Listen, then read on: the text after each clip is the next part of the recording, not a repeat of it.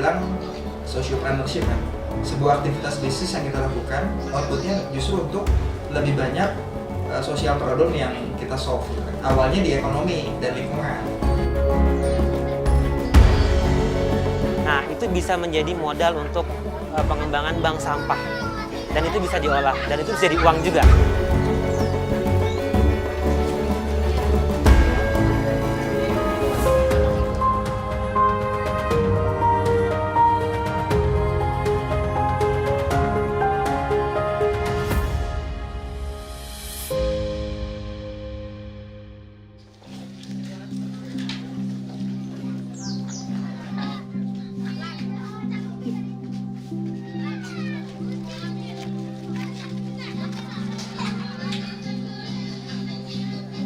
Selamat pagi adik-adik. Selamat pagi.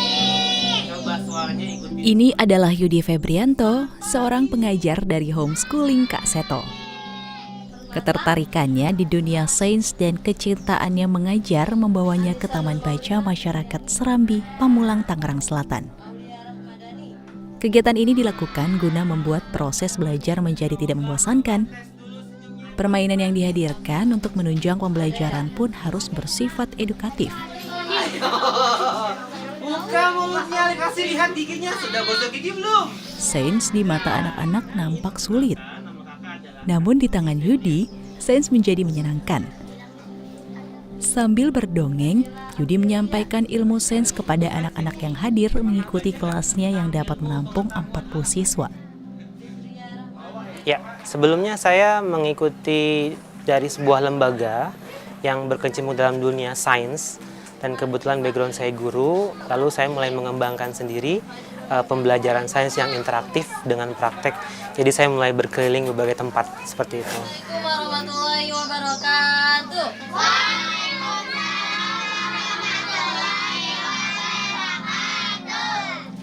Tidak hanya sains yang dapat dipelajari di Taman Belajar Serambi.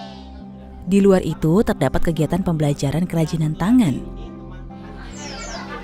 Ada gambarnya. Jadi. Balik. Abda Muhibah yang mengajarkan kerajinan tangan kepada anak-anak di Taman Belajar Serambi.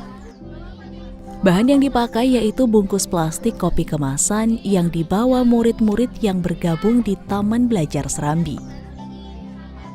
Nah, ini salah satunya dengan membuat prakarya.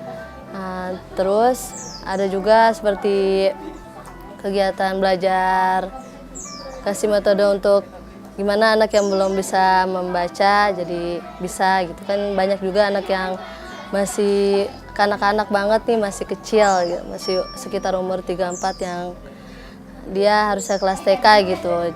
Jadi masih kita ajarin untuk bisa membaca gitu. Dimulai dari pengenalan huruf dan sebagainya. 2, 3, pada hari Minggu turut ayak. Meski terlihat menyenangkan, namun kegiatan yang dilakoni Yudi dan Abdah kepada anak-anak bukan perkara mudah. Dalam proses mengajar, mereka berdua memiliki tantangan sendiri. Sebab tidak semua murid tertarik dengan sains ataupun kerajinan tangan. Kita akan mengenalkan dulu ya, ketarikannya apa setiap anak. Biasanya kalau misalnya dia bisa mengikuti dengan pelan-pelan, ya siapa tahu dia bisa minat dengan bidang sains. Kalaupun ada yang tidak minat, biasanya kita pilihkan kegiatan yang lain seperti itu. Tapi biasanya pengenalan hal-hal yang menarik, yang seru, yang terlibat interaktif, akhirnya mereka jadi ikut seperti itu. Biasanya seperti itu. Awalnya sih ada yang kayak males-males gitu, tapi ya kita rangkul, kita ajak jadi mau ikut gitu. Jadi memang anak-anak harus kita support terus, rangkul terus sih gitu. Soalnya kan ada yang males nih karena dia nggak bisa gitu. Jadi udah patah semangat, makanya kita support gitu. Jadi Si burung rupa akhirnya senang nih. Aha, ada teman untuk bermain. Taman Baca Masyarakat Serambi yang berdiri sejak tahun 2017 tentu mendapat sambutan baik dari warga sekitar. Taman Baca Rintisan Ekobisnis Indonesia ini dapat merangsang anak-anak untuk lebih giat belajar. Terlebih, kegiatan ini diyakini mampu meningkatkan minat baca pada anak-anak. Salah satunya Ningsih yang merasakan adanya perubahan baik dari anaknya setelah bergabung dengan Taman Baca Masyarakat Serambi. Bagus, nggak apa-apa. Itu istilahnya kalau tentang sampah kan istilahnya bisa dikelola ya. Jadi anak-anak tuh ada perkembangan gitu lah, untuk perkembangan istilahnya otak dia kan seperti kayak bikin kreatif, istilahnya kerajinan tangan lah gitu. Ya itu lebih baik gitu istilahnya. Jadi istilahnya sampah-sampah biar berkurang gitu loh. Yang di pojok belakang kanan. Kini Taman Baca Serambi tidak hanya sekedar menjadi tempat berkumpul anak-anak yang bermukim di Kedaung. Taman belajar ini juga menjadi tempat literasi tambahan di luar sekolah formal. Belum mulai.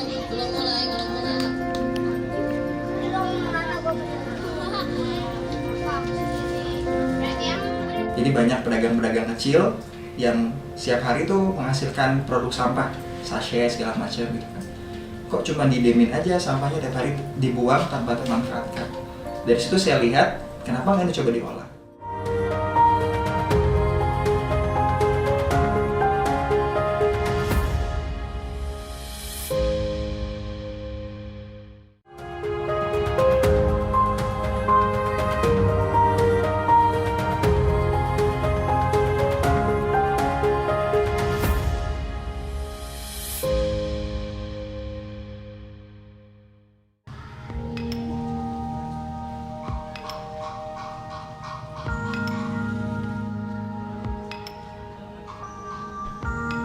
Mengubah plastik menjadi barang antik, mengubah sampah menjadi berkah. Inilah yang dilakukan Edi Fajar Prasetyo. Semua berangkat dari pengalamannya melihat sampah yang berserakan di lingkungan sekitarnya. Meski sampah seolah menjadi barang yang tidak berdaya guna, namun sejatinya masih bisa diberdayakan. Maka Edi tergerak untuk mengubah sampah itu menjadi barang bernilai tinggi. Ia pun mendirikan Eco Business Indonesia di tahun 2012. Waktu dulu observasinya sederhana sih. Kita melihat, karena saya dulu waktu zaman kuliah, itu agak aneh, agak anekdotnya di sekitar pemukiman yang secara rata-rata pendidikan tinggi, tapi kok tidak beriringan dengan kondisi lingkungan yang baik gitu kan. Jadi banyak pedagang-pedagang kecil yang setiap hari tuh menghasilkan produk sampah, sachet segala macam gitu kan. Kok cuma didemin aja sampahnya tiap hari dibuang tanpa termanfaatkan. Dari situ saya lihat kenapa nggak dicoba diolah.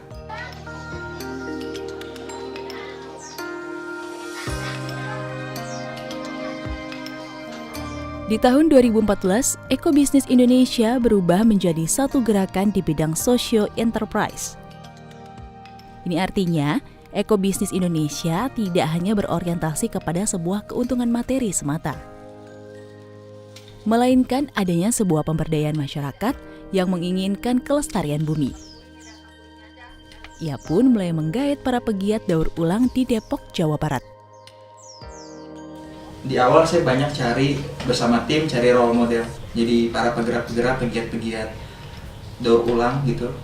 Di Depok, saya banyak belajar ke Jakarta Utara, ada pengelola satu bank sampah namanya Wauto di situ. Saya belajar dari awal bikin crafting sampai kemudian dari yang kami bisa kita bawa ke sini, kita sesuaikan konsep dan kreativitasnya menyesuaikan kondisi yang ada di sini.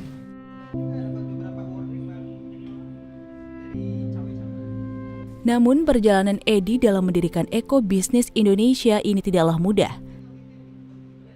Pada proses penjajakan, Edi berhasil menggait 10 pegiat. Namun satu persatu mundur dan hanya tersisa 2 orang saja yang mau berjuang bersamanya. Kala itu, pasar memang sedang lesu. Waktu itu kita sempat ngerasain, lesu banget marketnya. Karena kan di satu sisi kita main di hulu sampai hilir, di basic produksinya, pemberdayaannya, kita create produk, tapi kan harus cari marketnya biar bisa sustain kan. Nah, singkat cerita memang perlu waktu lah. Di Indonesia challenging banget buat menyerap produk-produk upcycling ini ke market kan. Orang masih prefernya pilih produk-produk yang branded selain daur ulang.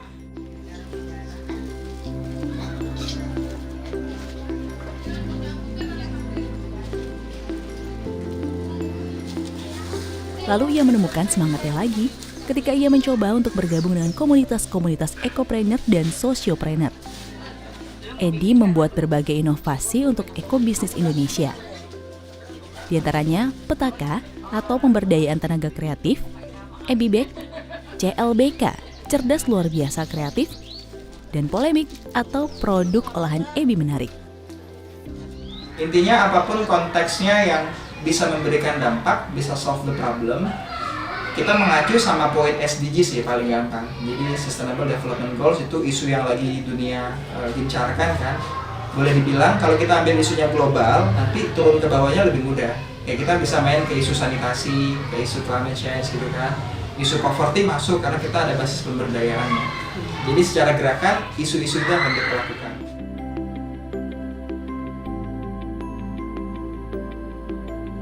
Kini, Edi dapat memetik hasil manis dari perjuangannya untuk ekobisnis Indonesia yang sudah ia rintis selama 8 tahun. Di antaranya, berhasil memberdayakan warga di kawasan Kedaung mempunyai penghasilan tambahan seperti Ebibek Community.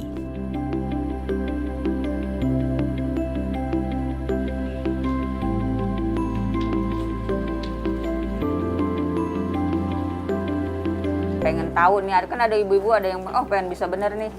Udah dia gampang diajarinnya. Kadang-kadang kalau tiba ngasal, begitu lama. Kadang ada ibu-ibu kayak gitu. Udah liar pulang be.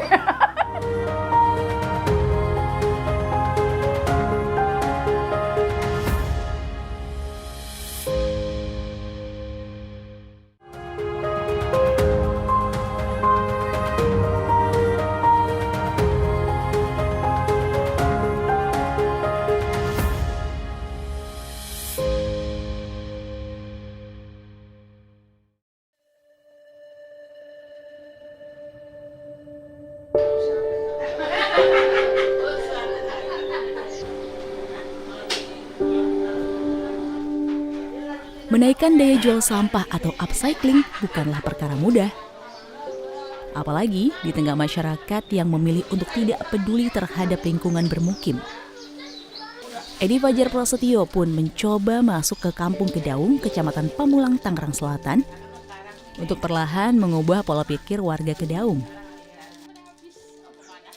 Boleh dibilang sociopreneurship kan, sebuah aktivitas bisnis yang kita lakukan, outputnya justru untuk lebih banyak sosial problem yang kita solve gitu kan. Awalnya di ekonomi dan lingkungan.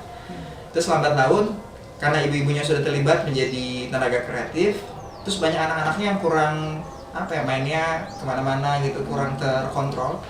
Akhirnya dapat advice lagi anak-anak gimana nih baiknya. Nah, akhirnya singkat cerita muncullah satu program namanya CLBK, cerdas luar biasa kreatif.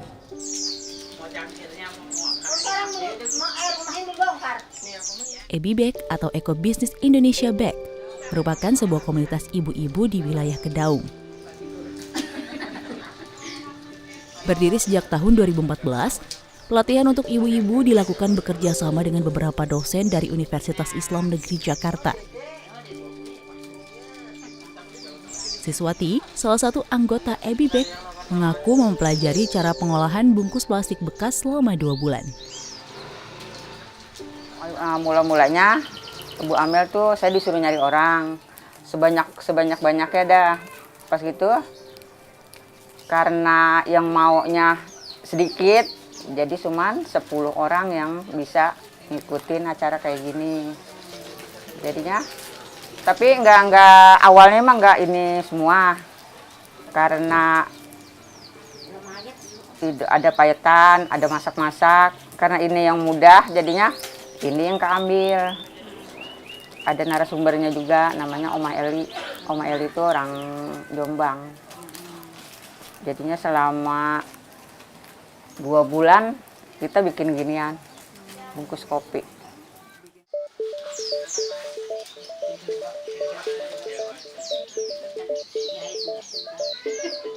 Perlahan, Ebibek pun semakin menghasilkan. Produk-produknya tidak hanya berupa dompet, namun ada juga beraneka ragam bentuk tas. Harga pun bervariasi, mulai dari Rp50.000 hingga Rp500.000. Semua tergantung dari aksesoris tambahan, lama pengerjaan, dan metode menjahitnya. Ya minimal 200-an. Satu ini. Sehari bisa bikin berapa buah, berapa ekor? Kalau dompet bisa kalau dompet 3 atau 4. Kalau yang rajin mah 5 bisa sehari. Iya kalau fokus. Kadang-kadang yang namanya mak-mak kan nyuci. Sambilan minimal 3 dah. Tapi kalau tas? Kalau tas 2 hari, 3 hari bisa. Begini. Karena kan dia makan banyak ininya. Bungkus kopinya.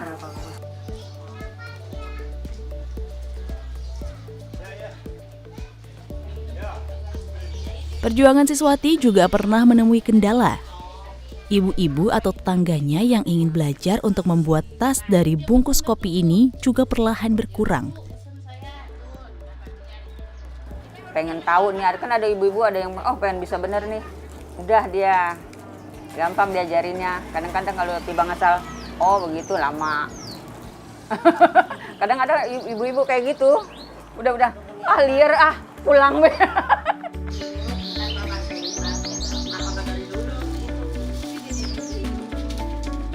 Kalau dari bungkus ini mahal juga, kecil juga. Ibu-ibu dari Ebi Bag pun kini tidak hanya mendapatkan keuntungan dari pembuatan kerajinan tangan berbahan sampah plastik. Namun, Ebi Bag juga menjadi tempat belajar bagi mahasiswa-mahasiswa yang melakukan kuliah kerja nyata.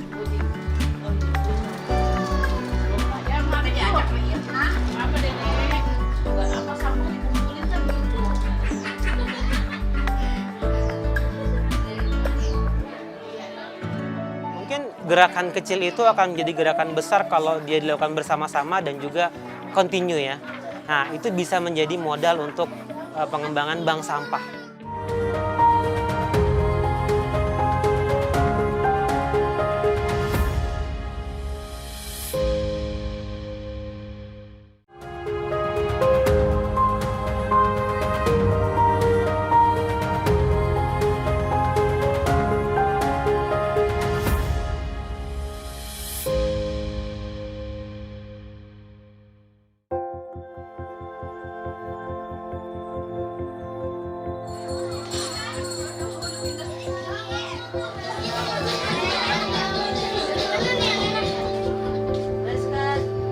Kepedulian anak muda untuk beraksi melestarikan bumi yang semakin terpapar polusi menjadi sebuah langkah penting.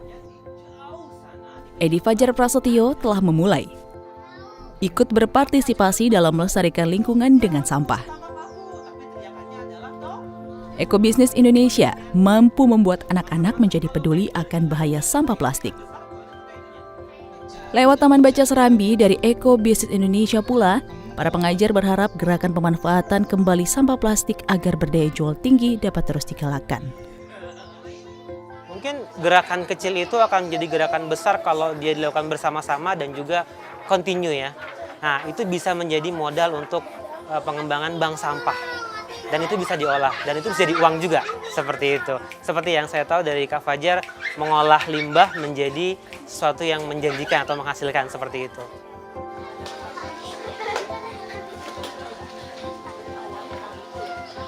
Abdah yang juga sebagai pengajar sukarela di Taman Baca Serambi, berharap Ekobisnis Indonesia dapat membawa perubahan bagi anak-anak. Menitipkan pesan kepada mereka agar menjadi generasi penerus bangsa yang memiliki kesadaran terhadap kelestarian lingkungan.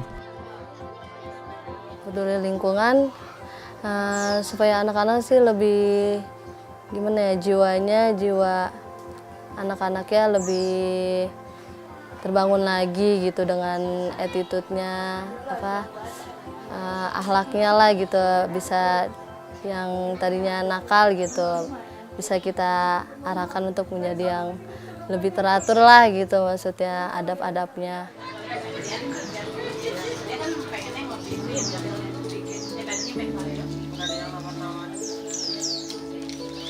Keberadaan Ebi Bag yang merupakan rintisan dari Ekobisnis Indonesia juga membawa pengaruh untuk warga Kedaung. Siswati berharap Ebi Bag dapat terus berjalan sehingga dapat menambah pundi-pundi penghasilannya.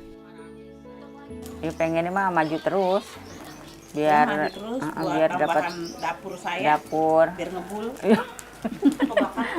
Ya buat penghasilan dah sehari-hari itu. Pengennya mah lanjut. Terus ngumpulin sampah sama plastik. Kita kerja kalau ada pesanan banyak, kita rame-rame nih pada bikin nih. Enggak saya doang, banyak. Ini karena puasa pada mesen. Sampai berapa juta lu keuntungan?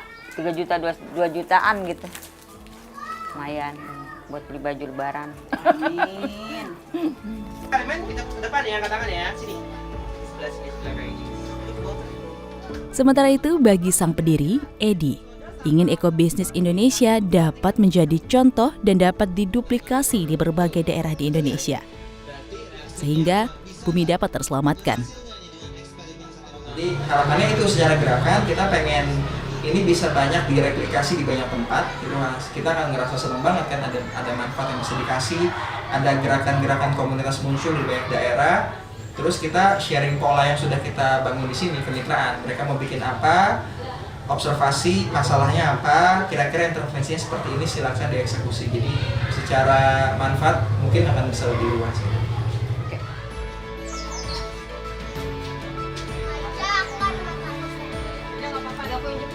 Sampah plastik tidak seharusnya menjadi sebuah benda yang tidak berdaya. Sedikit kepekaan dan kepedulian, sampah plastik justru menjadi benda yang membawa manfaat. Sampah plastik dapat kembali menjadi barang dengan nilai jual tinggi dengan pengolahan yang dilakukan bersama-sama.